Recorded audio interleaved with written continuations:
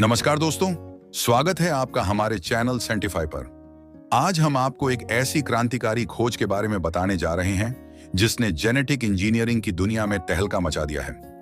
जी हाँ, हम बात कर रहे हैं क्रिस्पर की, जो जीनोम संपादन की एक बेहद सटीक और कुशल तकनीक है। इस वीडियो में हम जानेंगे कि क्रिस्पर क्या है, कैसे काम करता है और इसके विभिन्न अनुप्रयोगों और नैतिक मुद्दों के बारे में। तो चलिए शुरू करते हैं। जेनेटिक इंजीनियरिंग के क्षेत्र में एक क्रांतिकारी खोज, क्रिस्पर मतलब clustered regularly interspaced short palindromic repeats, ने विज्ञान की दुनिया में हड़कंप मचा दिया है। क्रिस्पर Cas9 तकनीक विशेष रूप से जीनोम को संपादित करने के लिए एक बेहद सटीक और कुशल उपकरण के रूप में उभरी है। इस लेख में हम क्रिस्पर की खोज, इसकी कार्यविधि और इसके विभिन्न अनुप्रयोगों के बारे में विस्तार से जानेंगे। क्रिस्पर की खोज 1987 में हुई जब जापानी वैज्ञानिकों ने ई कोली बैक्टीरिया में कुछ अजीब दोहराव वाले डीएनए अनुक्रमों को देखा। हालांकि 2005 तक इन दोहरावों का कार्य स्पष्ट नहीं था।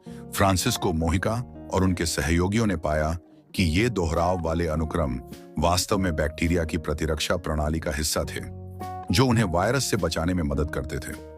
2012 में जेनिफर डूडना और इमैनुअल शार्पेंटियर ने क्रिस्पर Cas9 प्रणाली को जीनोम संपादन के लिए अनुकूलित किया। इस प्रणाली में Cas9 नामक एक एंजाइम होता है जो डीएनए को काट सकता है, और एक गाइड आरएनए जो Cas9 को डीएनए के विशिष्ट स्थानों पर ले जाता है। यह प्रणाली डीएनए के अनुक्रमों को बहुत सटीकता से बदलने की अनुमति देती है। क्रिस्पर Cas9 प्रणाली 3 मुख्य घटकों से बनी होती है। गाइड आरएनए या जीआरएनए, यह आरएनए अनुक्रम वह हिस्सा है जो Cas9 एंजाइम को डीएनए के विशिष्ट स्थान पर ले जाता है। Cas9 एंजाइम, यह एंजाइम डीएनए को काटता है, जिससे जीनोम में संशोधन किया जा सकता है। डोनर डीएनए, कभी-कभी एक नया डीएनए अनुक्रम भी प्रदान किया जाता है, जिसे कटे हुए स्थान पर डाला जा सकता है। इस प्रणाली का उपयोग करने के लिए वैज्ञानिक सबसे पहले जीआरएनए को डिजाइन करते हैं, ताकि वह उस डीएनए अनुक्रम से मेल खा सके जिसे बदलना है। फिर Cas9 एंजाइम जीआरएनए के साथ मिलकर डीएनए के लक्षित स्थान पर जाता है और इसे काटता है। इसके बाद सेल की प्राकृतिक मरम्मत प्रणाली कटे हुए स्थान को ठीक करती है, जिससे जीनोम में स्थायी परिवर्तन हो जाता है। क्रिस्पर तकनीक के कई अनुप्रयोग हैं जो विभिन्न क्षेत्रों में क्रांति ला सकते हैं। जेनेटिक बीमारियों का उपचार, क्रिस्पर का उपयोग sickle cell anaemia, cystic fibrosis और मस्कुलर डिस्ट्रॉफी जैसी जेनेटिक बीमारियों को ठीक करने के लिए किया जा रहा है। कैंसर का उपचार, कैंसर के खिलाफ इम्यून सिस्टम को मजबूत करने के लिए टी कोशिकाओं को संपादित करने के लिए क्रिस्पर का उपयोग किया जा रहा है। वायरल संक्रमण का इलाज, क्रिस्पर का उपयोग HIV और हेपेटाइटिस जैसी वायरल बीमारियों के खिलाफ भी किया जा सकता है। फसल सुधार, क्रिस्पर का उपयोग फसलों को अधिक पौष्टिक, रोग प्रतिरोधी और जलवायु परिवर्तन के प्रति अधिक सहनशील बनाने के लिए किया जा रहा है। पशुधन का सुधार, पशुओं के जीनोम को संपादित करके उन्हें अधिक स्वस्थ और उत्पादक बनाया जा रहा है। इंडस्ट्रियल बायोटेक्नोलॉजी, जैव ईंधन उत्पादन, सूक्ष्म जीवों के जीनोम को संपादित करके उन्हें अधिक कुशलता से जैव ईंधन उत्पादन करने के लिए संशोधित किया जा सकता है। जैव रासायनिक उत्पादन, औद्योगिक रसायनों और एंजाइमों के उत्पादन के लिए सूक्ष्म जीवों को संशोधित किया जा सकता है।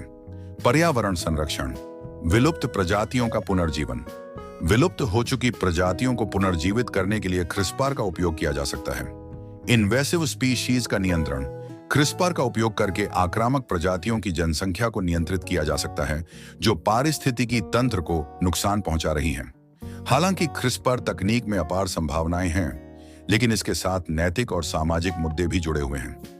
कुछ प्रमुख मुद्दे निम्नलिखित हैं। मानव जीनोम संपादन, मानव भ्रूण में जीनोम संपादन के नैतिक पहलू गंभीर चर्चा का विषय है। यह सवाल उठता है कि क्या हमें भविष्य के मानवों के जीनोम में हस्तक्षेप करना चाहिए? जैव विविधता पर प्रभाव, जीनोम संपादन का व्यापक उपयोग जैव विविधता पर प्रतिकूल प्रभाव डाल सकता है। यह सुनिश्चित करना महत्वपूर्ण है कि क्रिस्पर तकनीक का उपयोग पर्यावरण के लिए सुरक्षित हो।